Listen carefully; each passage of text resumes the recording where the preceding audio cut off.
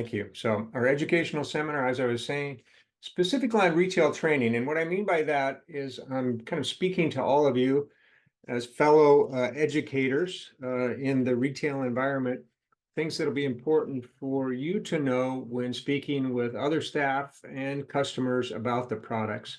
And then also some fun, interesting things too, just from an artist, end user's point of view, especially when Vic gets into her demonstration.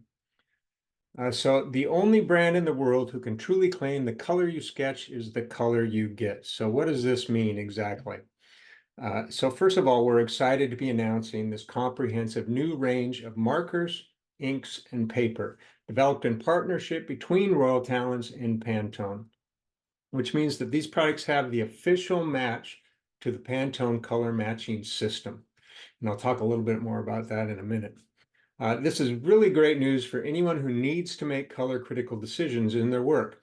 And I got asked a lot of questions when I was talking about this in the beginning, what that really means, especially folks who are not really familiar with Pantone and what that is all about. If you were in Frankfurt, a few of you were, you got to see this firsthand, but I've got some great pictures from the display there, which I feel really tells the story. So first we have the first image here, and this is the ink itself. This is the ink that was developed in partnership between Royal Talens and Pantone, customized proprietary blend of products that went into both the markers and the inks that are now available at retail. And so the idea here is for the artist, the creator, the designer to be able to sketch their ideas using these markers and inks. And here you see a product design of a little crock pot using that same color. And because the markers are color correct, you have a direct reference to the Pantone color chips, and you can see some of those being displayed with this image. So this is a piece that was done with the markers and the inks together. And so that would then be passed off to the designer. And so you have the digital phase. And here is a perfect illustration of why Pantone is so important. Here we have that same color on the screen, but it looks very different from what we saw in the markers, even though it's the same Pantone color image. So that's where the color system really comes into play. You don't have to rely on a reproduction or a failure in the reproduction to tell you the real color story. Once the designer is done, they can reference those same color specs by Pantone, and then we get to our finished product. So the final result, the crock pot that's designed, and we have that uniform color from conception to completion. So that's the whole story. That's what we mean when we say the color you sketch is the color that you get. So today's agenda, we're going to talk a little bit about Pantone, tell some of their story. Then I'm going to talk about the collection of markers and inks and pads themselves. Then we're going to go through a pretty comprehensive FAQ. So this is, again, for that retail environment, answers that you can provide to other staff and customers about the products. Then I'm going to show you some of the handouts that we have available for you to use in the store, again, for staff training and for customer events, demos, workshops. And those are continuing to evolve and add up. So we'll have more as well, but I'll show you some of the first ones that are put together and available now. And then we're going to turn it over to Vic, and she's got a great demo for you. And then we're going to have a giveaway. So I don't know how many people had a chance to read the whole PR piece for this event, but we're going to give away some of the 27 set markers to some of the participants who are here today live. And we got a little random name order off of Eventbrite to help with that. And we'll announce that at the end. All right, so a little bit about Pantone. So the Pantone brand provides a universal language of color that enables color critical decisions through every stage of the workflow for brands and manufacturers. Ultimately, what that means, what are they selling, is this promise of uniformity and consistency in color. That's what Pantone is all about. The color matching system is used by tens and thousands of designers worldwide, not just illustrators and graphic designers, but product designers, interior designers, architects. There's a variety of these systems that are available to help them have uniform and consistent color from conception to realization. It's also a lifestyle brand. You guys are probably familiar with the word Pantone, even if you've never used the color guides. They have a whole assortment of products and product lines, and now the markers and the inks are part of that. And then finally, there is the Pantone Color Institute. So this is a group that's available for the industry. Everyone, like I was mentioning, from graphic designers all the way to fashion designers, where they consult and provide expertise, scientific backup information on colors. And of course, we're probably all familiar with the concept of the color of the year that Pantone announces every year. And here's an example of the 2024 Pantone Color of the Year. And these colors become very influential. Designers are using them, but it bleeds its way out into the broader culture as well. So what is the Talens Pantone collection that we're offering, that we're talking about? So who is it for? It's for designers, it's for illustrators, it's for artists. It's really for anyone who wants to work directly with Pantone colors. So it has that unique feature from any other marker that's out there, that its relationship to Pantone. From first sketch to final product, as we were showing. Great choice for designers, illustrators, artists, and really anybody who just wants to use a high quality marker. It's not just for Pantone folks. You could know nothing about Pantone. You could have no reason whatsoever to use a Pantone system, but the markers and the ink still have some unique features that make them fun to work with. So what's in the collection? So we've got 108 markers. That's the primary offering, primary feature here. Some great colors, and I'll talk a little bit about that here in a minute. We have 24 different sets, everything from just 3 marker sets all the way up to 2 54 color sets that make up the whole 108 line. There are 108 marker inks too, so there's one bottle for every marker. And then we have 4 exclusive art pads as well, so some specially manufactured and designed papers specifically for these inks. So let's start with the marker qualities. I'm going to go through these real quickly. And then the FAQs will answer some more of these questions as well. So first off, you can see that there is both a chisel and brush nib. The brush nib, if you've ever used Ecoline, for example, very similar. I love the way this brush nib performs. Very flexible, very expressive types of marks. Vic will be able to show that more firsthand. And then the chisel nib, which is your more standard marker nib. They are light fast using pigments. This is a unique feature. Many markers today are dye-based, so here we have a light fast archival pigment as the coloring agent. They are water-based and waterproof. So the binder that's used is water-based. There are no harmful solvents. I'll talk a little bit about that more. And they are waterproof when dry. So that's a great feature, just like a traditional drawing ink would be.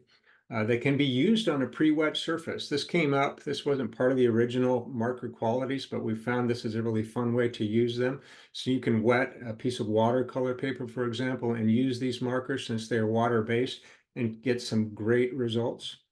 No harmful solvents, no toxic odors coming from these. So you don't have to worry about alcohol products or any other types of solvents. Real safe to use and comfortable working environment as well. They are fast drying. Depending upon the paper quality, this can vary in the number of layers, but just one line drawn, you can almost go over it with your hand immediately without any smudging. A nice smooth stroke. I love the way these feel, especially on Bristol. A nice even stroke. Excellent layering with no paper damage. I've just for fun layered and layered and layered 20 layers of marker, not really worrying about the colors I was making. I just wanted to see how the paper held up, and they work really, really well. They don't let out so much ink that it damages or bleeds a lot. They are permanent when dry, as I mentioned before, so this is wonderful, just like a traditional ink would be, a very permanent mark. They have a large refillable reservoir, so they are refillable, and we'll talk more about that, and I'll show you a video that talks about how that's done. They are made in Germany, exclusively for Royal Talens and Pantone. So let's look at the inks. A lot of the same shared features you're going to see here as the markers. This is a 30 ml bottle, same as our Ecoline bottle, same as the Amsterdam ink bottles. Light fast using pigments. This is the same material that's in the markers. You actually use these to refill the markers. Water-based and waterproof, same as we saw before. You can mix them with water, so you can dilute them directly with water to get varying gradations and tones. So it's really nice to play around with that way. No harmful solvents in these. Non-toxic, no odor. and fast drying, just like with the markers. Although, because you're using a brush often or some more expressive mark making techniques, the drying is going to be a little different. They are permanent when dry, just like the markers, and made in Germany. And the use, and I'm going to share some more, and Vic's got some great visuals she's going to go to as well, but you can use these obviously to refill your marker or just to paint and draw directly on the surface. All right, a little bit about the pads. So this paper was designed specifically for the markers so that you could get the accurate Pantone color. There are a couple different sizes here. We have an art pad, which comes in an A3 and an A4. An A3 is pretty comparable to 12 by 16 inches, A4, 8.5 by 11 inches approximately. These are the European sizes, the A3, A4.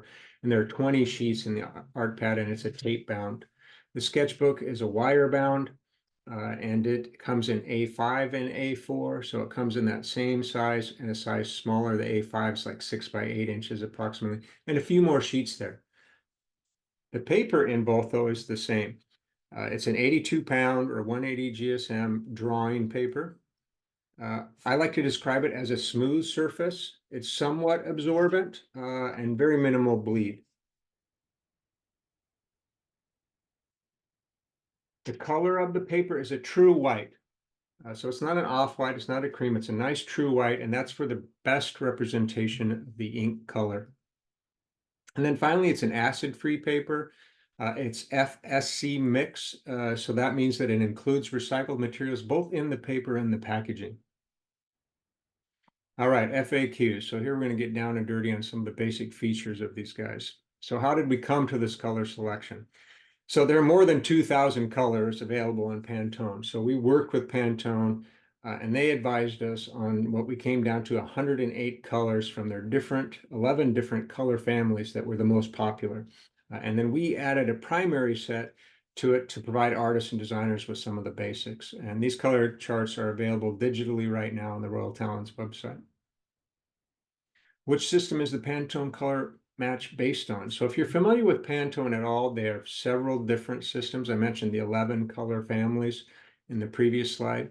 The system that we are relating to, or the colors that you're going to be matching to, is the Formula Guide Solid Uncoated, the graphic color system for Pantone. Being uncoated is really important. I'll mention that a little bit as we move along here. When do I get that color match? So for optimal color match, so essentially creating your own Pantone chip, you need to use the Talens Pantone paper and add one layer of the ink from the marker chisel nib. And you can see an example of a swatch being made here over on the left-hand side. So one layer of marker ink using the chisel nib on the Pantone paper gives you the color match. How much ink is in the marker? They hold quite a bit. It's a 4 ml cartridge, so it will hold a good amount of ink before you need to refill it. What's so special about the chisel cap? So this comes up, it's not only a cool looking cap, but it's an actual representation of the Pantone color chip. Now I want to make a distinction here. It's not an exact color match, it's a representation. I mentioned the color guide that we're using, and that is the uncoated. There are coated color guides, so those reference products that have like plastics in them or metals, so you get a different look to the color. So the caps on these are more related to the coated, where the markers themselves, the inks themselves, are related to the uncoated colors. Some of the caps will match the marker color really well. Some of the caps won't match at all. But that number that you see or the name that is on the cap does reflect the same color that you need in the uncoated version. So don't feel like the caps are going to give you your color match. It's really the markers themselves, and I'll show you a label on the box that's also accurate. What is the drying time in the marker? So it's really fast. I was mentioning how quickly just one layer, within seconds, it becomes smudge resistant. Layering, or the number of layers that you put on it, and the type of paper or the surface of the paper will affect the drying time. So the more layers that you put on is going to make for a longer drying time, and a really smooth paper surface is going to make for a longer drying time versus something that's really absorbent. What is the cap off time on the marker? Don't really know. I haven't tested it forever, but we went for 24 hours without any damage to the nibs. I had some arrive to me in a box that probably took a few days to get across the country that had caps off, and they were still just fine. So I'm not sure what the total end time is, but at least for 24 hours, more than most people are going to need them. How do I store the marker? So this is really important. They need to be stored horizontally. So you don't want to put these in a cup. You're going to get a bad distribution of the ink and it'll mess with the flow. So you really want to store them in the box that they come in on their side. So you have nice even flow of color to both nibs. Can you refill the marker? How many times can you refill it? And how do you refill it? So first answer is yes, the markers are refillable. They can be refilled approximately 7 to 8 times. So that's about one bottle of the 30 ml inks. So you can refill those markers 7 to 8 times or equal to one bottle of ink. And I've got a fun little video here that I'm going to share with you guys of how that goes. Turn off that music. We don't need that.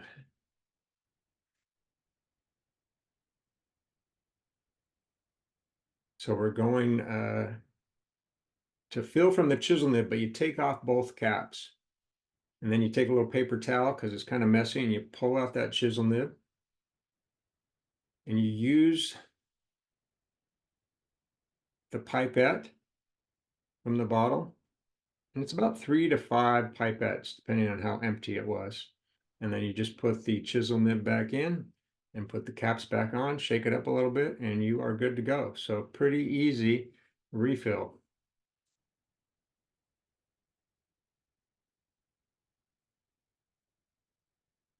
All right. There we go. Can I screw open the brush side to refill the marker? Now, some folks are really savvy. They noticed that on the brush nib side, the part actually screws off. And originally, that was where it was designed to be refilled at. But during manufacture, it screwed on really tight. So it was hard for people to unscrew it. Some people were breaking the markers when they were trying to unscrew it, getting out a pair of pliers or whatnot. So we just advise, as we just showed, to refill through the chisel nib side. Much easier to do. If you can get this unscrewed without breaking it, it is an option to fill from that end, but we recommend filling through the chisel nib end. When do the nibs of the marker need to be replaced? So those aren't available yet, but there will be replacement nibs. And it's about the same as a pen life is for refills. So about 7 refills of the pen is how long the nibs will last.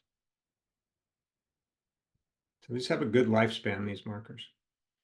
So what about the box? A lot went into the box design. So it's a nice box you can see here. It's a very sturdy cardboard box, heavy duty, so it's going to last a long time.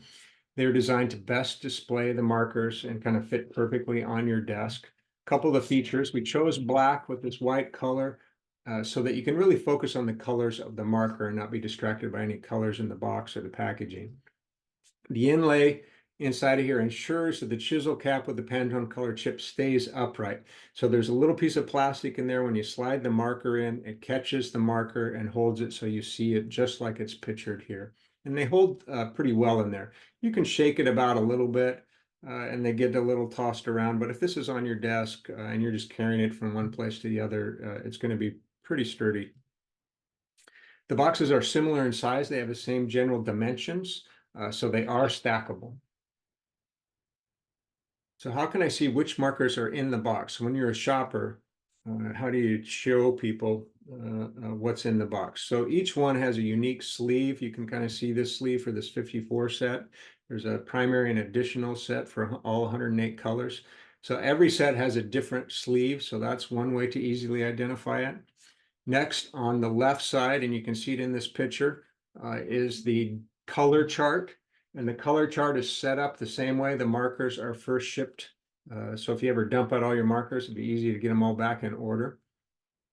And then one fun feature is this sticker here has the approved Pantone color chip color. So that's essentially a color guide on the side of the box. Which types of paper can I use the markers and ink on? So of course we've got our own paper and that's the best for the color match, but you can use these on any paper.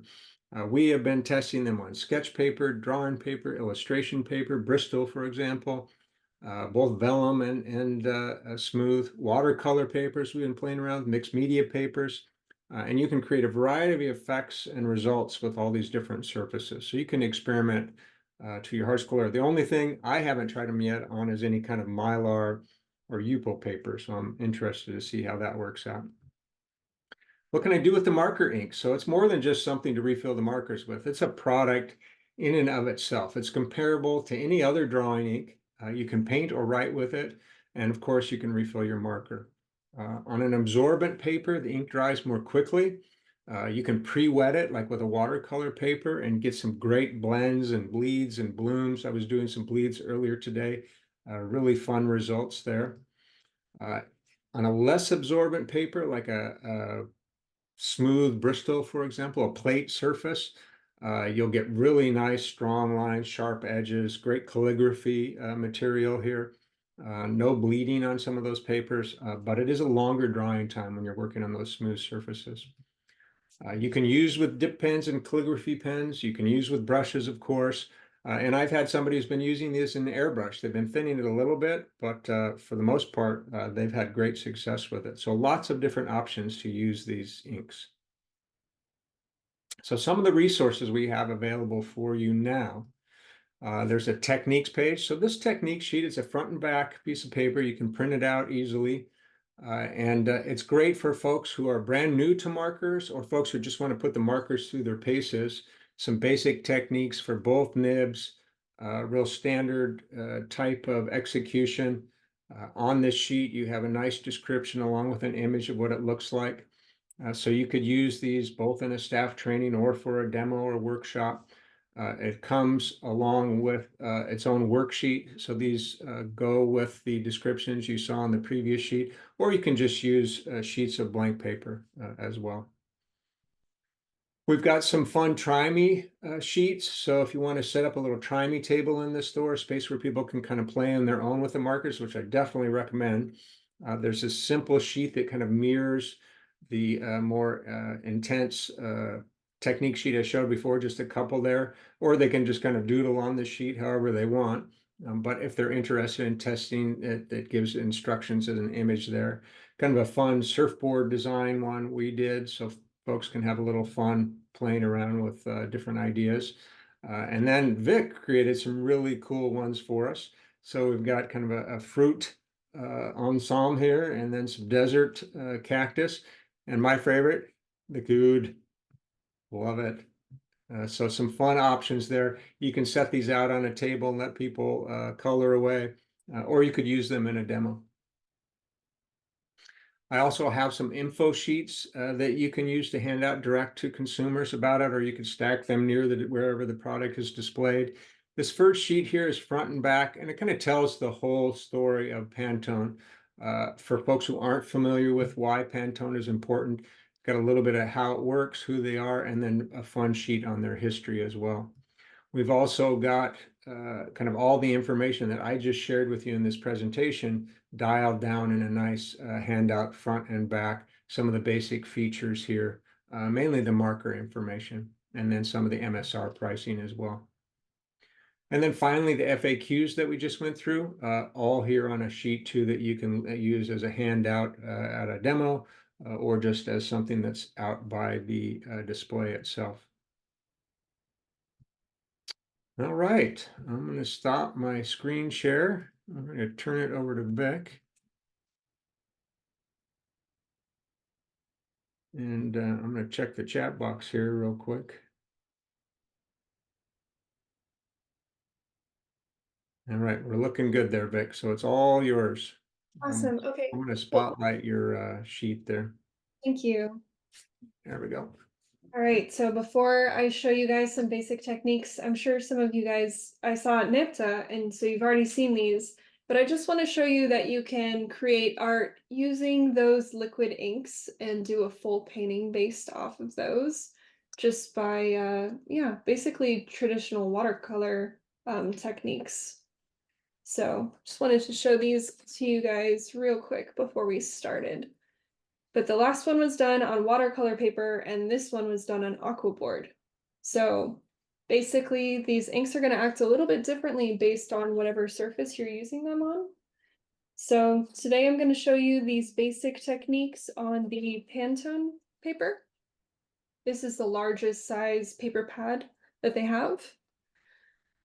And here we have our marker. I'm sure everybody has seen these at this point, but we have our brush nib and the chisel nib. So for each of the nibs, they kind of have their own qualities, as Jeff was saying, but you can get lots of different line weights out of both of them. Of course, that chisel nib is going to give you more of a kind of technical line with really clean edges, and you'll be able to block things in a little bit easier with that chisel nib. The brush nib is going to be soft, flexible, and a lot more expressive in terms of line sensitivity and also value.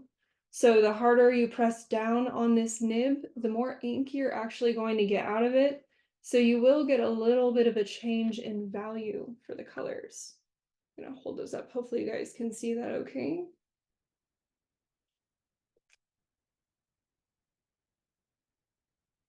So for the perfect color, what you need to do is use that Pantone paper and also the chisel nib and just do one simple coat of color.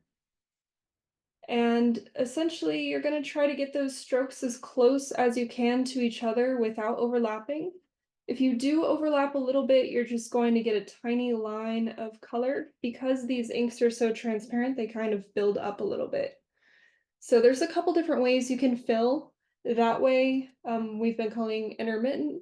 And then if you want to, you can also fill in without picking up your line for kind of a more continuous stroke.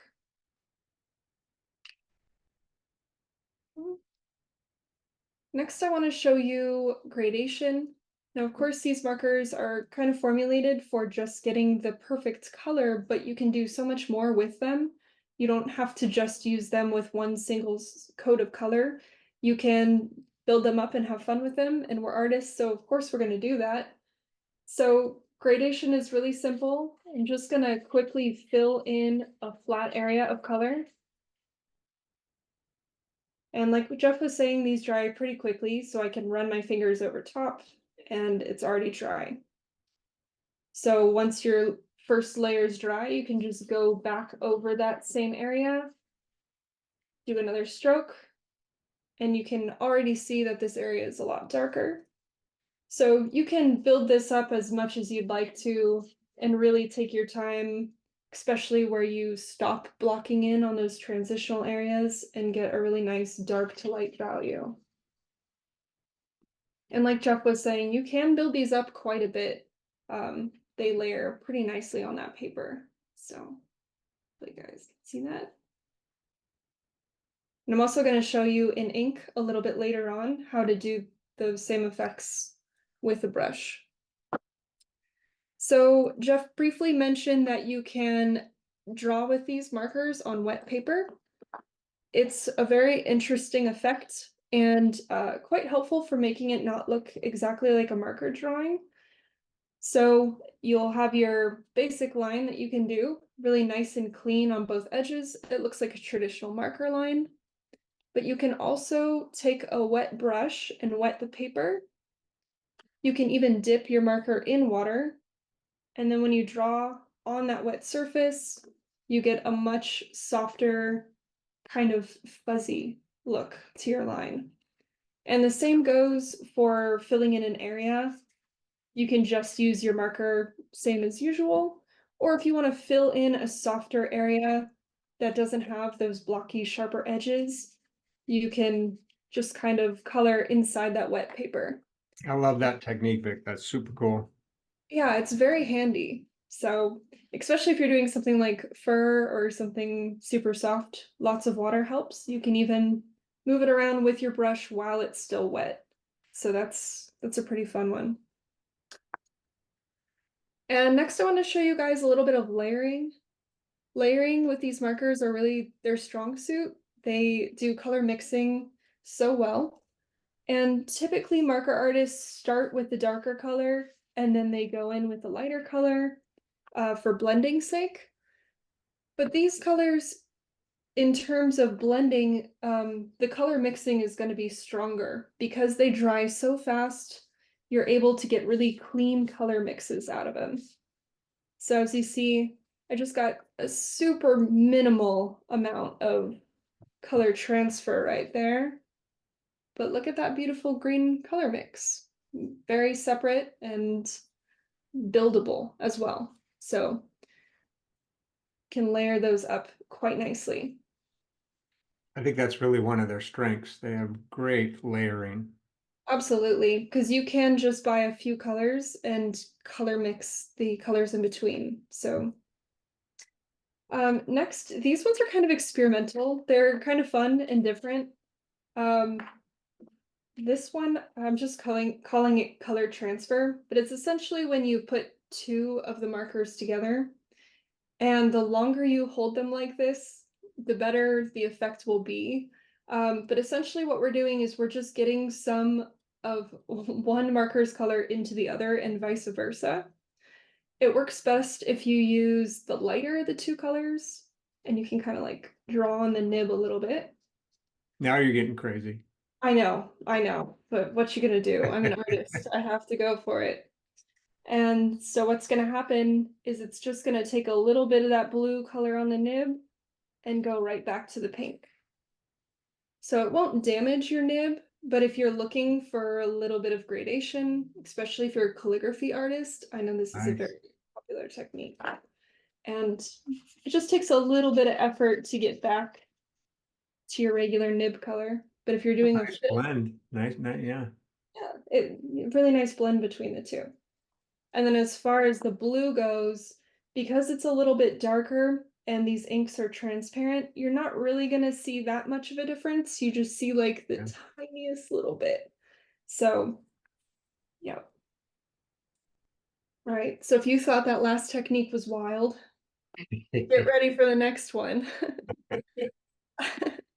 So now I'm gonna switch over to the marker inks. I'm gonna use violet for this one.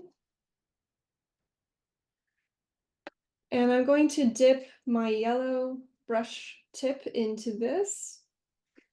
And as you can see, you get a little bit of purple on there. And the longer you hold it in the jar, the more ink will leach up into the marker.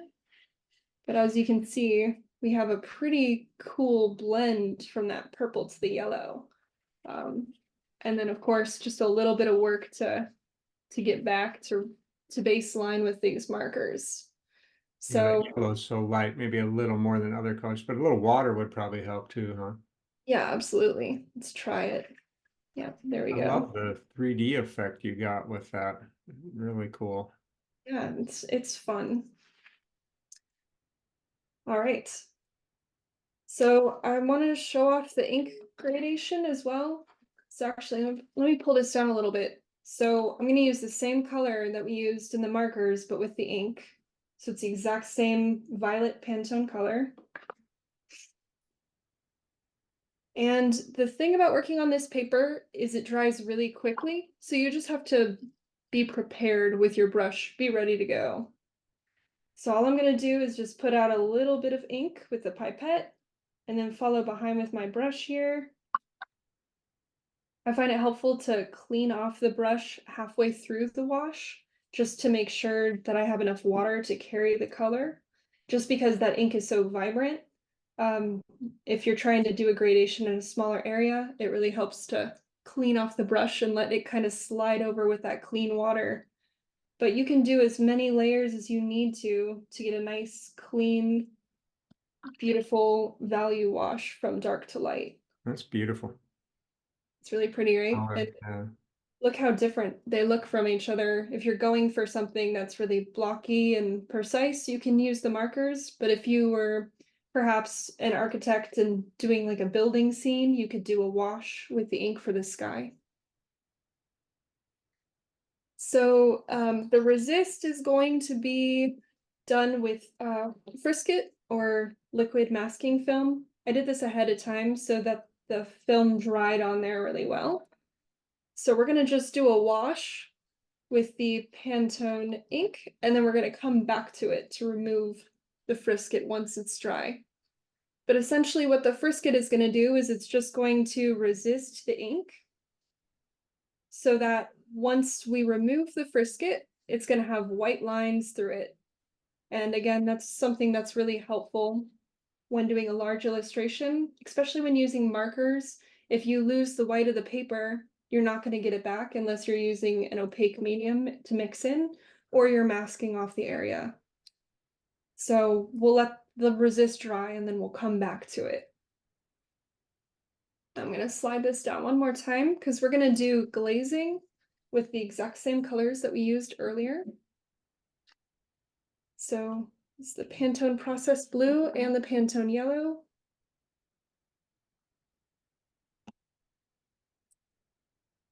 So I'm just gonna dip in here with my darker color. And for glazing, the most important thing is making sure that the first layer is dry before you put the second color over top. Because if it's still wet, then you're going to get a wet blend of the two colors. But in order to have a true glaze done, it has to be fully dry. All right. And just like that, it's ready to go. So I'm going to use my lighter color next to glaze. And if you want to, you can add a little bit of water to it to make it extra transparent. Or if you want the full strength of that color, you can just use it right out of the bottle. But you can see how it has a much softer look to it than the marker layering above. Yep. And if I wanted it to be more green in the middle, I could just go back in with a little bit of blue and put it right on top. Nice. What would happen, Vic, if you took one of the markers and just drew it right through that? While it's still wet, Yeah. I'm sure we'd get a little bit of a diffused edge on there.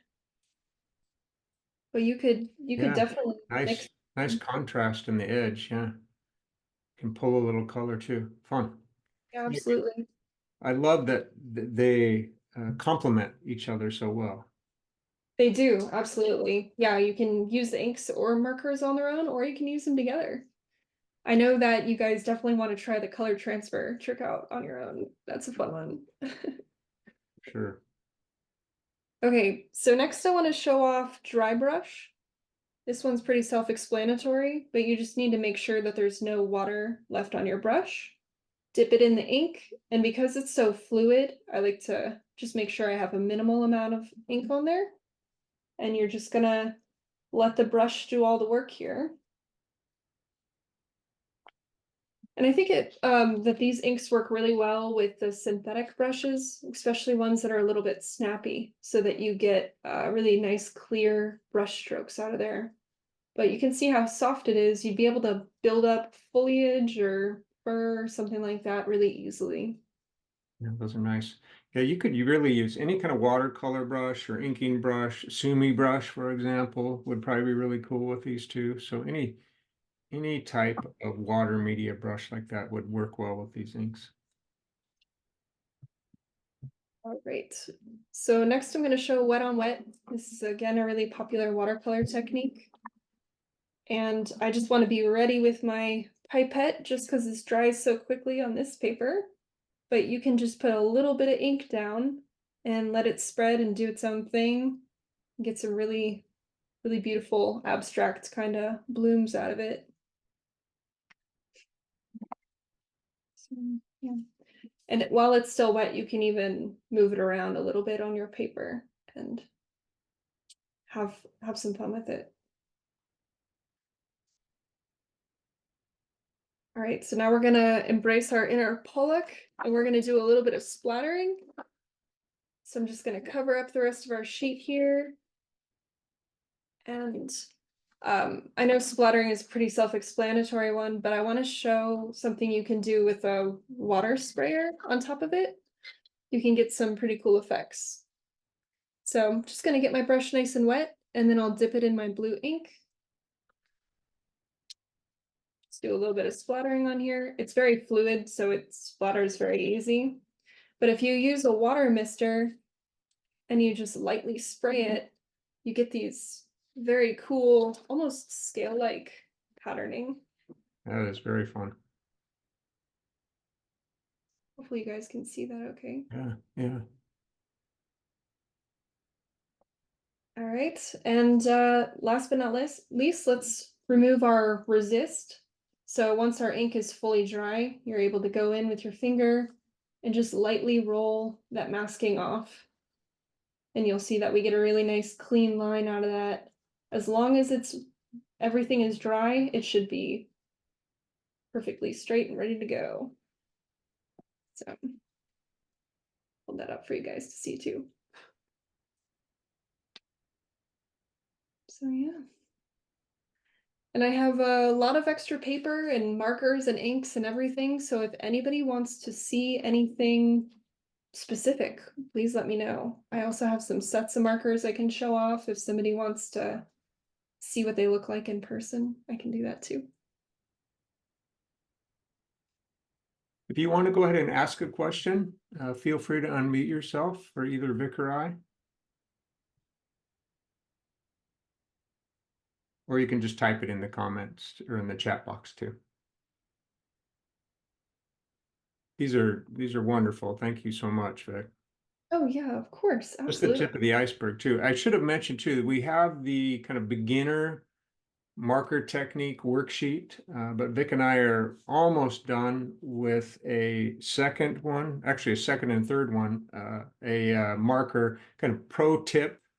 So some of these more fun techniques, kind of similar to what Vic was showing us today, will be in that one. So for folks who are comfortable with markers or don't need the beginner one, we'll have one that's a little more focused on creative ideas. And then we're also going to have a worksheet just like that for the inks themselves. So some of these same techniques and more that Vic showed today. I should also mention for the existing one, there's already a video out that accompanies it. So you could use the worksheet and the video together or just one or the other. So you have a couple options there, and we'll be creating videos for the new ones as well. Oh, and Jeff, I did want to say one more thing about these too, if that's okay, while we wait for questions. These, because they're water-based, can be used with so many different other water-based mediums. They work amazing with our Amsterdam acrylic inks. So if you guys would like to see, I can show you a little bit about how you can make these very transparent inks more opaque.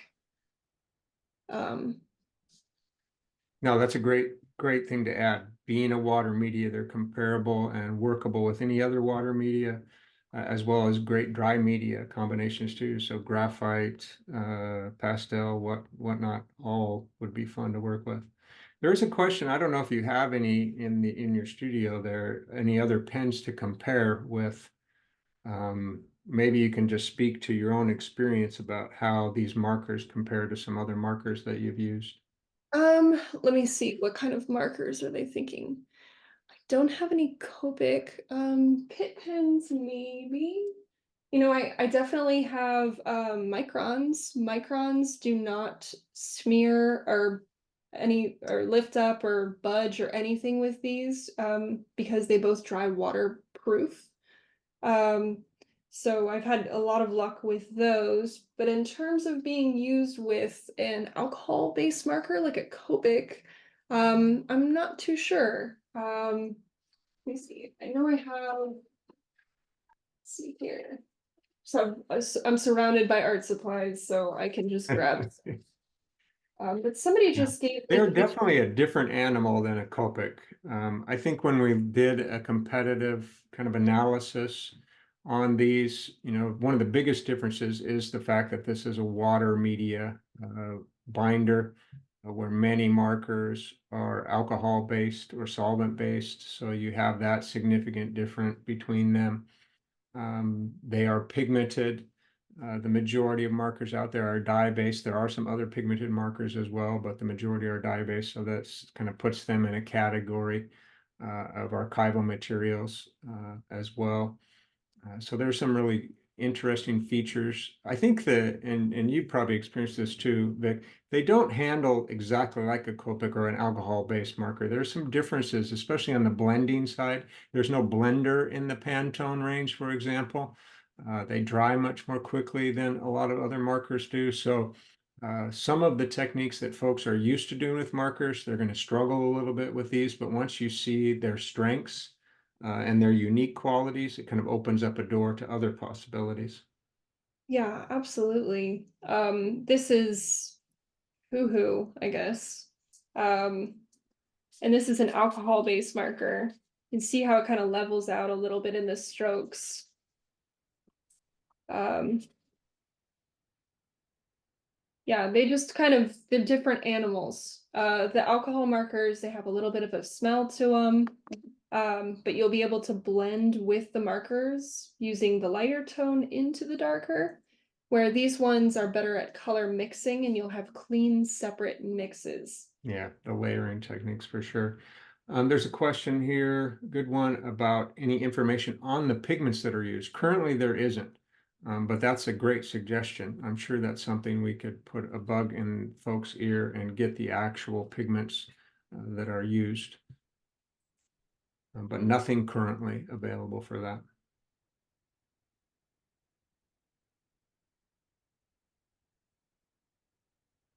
Great questions. Keep them coming. Yeah.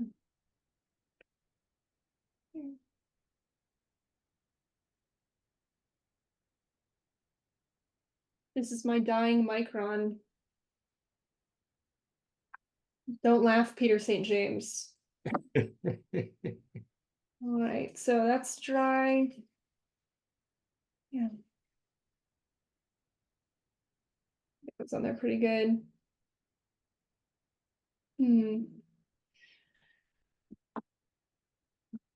Yeah, a little bit of a different feel.